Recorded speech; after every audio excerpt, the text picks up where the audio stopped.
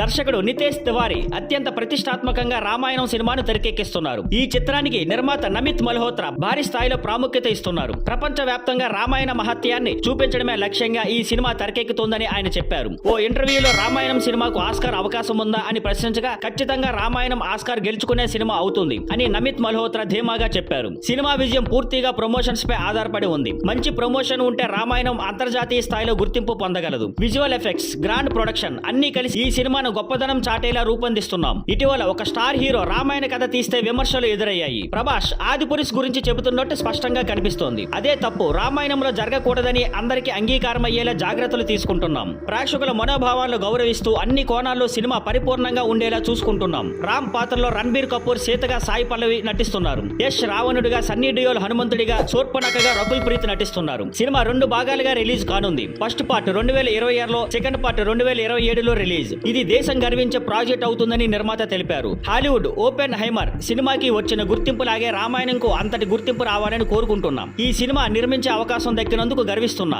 అని నమిత్ మల్హోత్రా అన్నారు. ఇప్పటికే ఈ సినిమా భారీ అంచనాలు నెలకొల్పింది. మరోవైపు యస్ కూడా ఈ సినిమాకు సహ నిర్మాతగా వ్యవహరిస్తుండడం హైలైట్. రామాయణం ఇండియన్ సినిమాకు గ్లోబల్ గర్వకారణం అవుతుందా? వేచి చూడాలి. Thank you for watching. Please like, share and subscribe.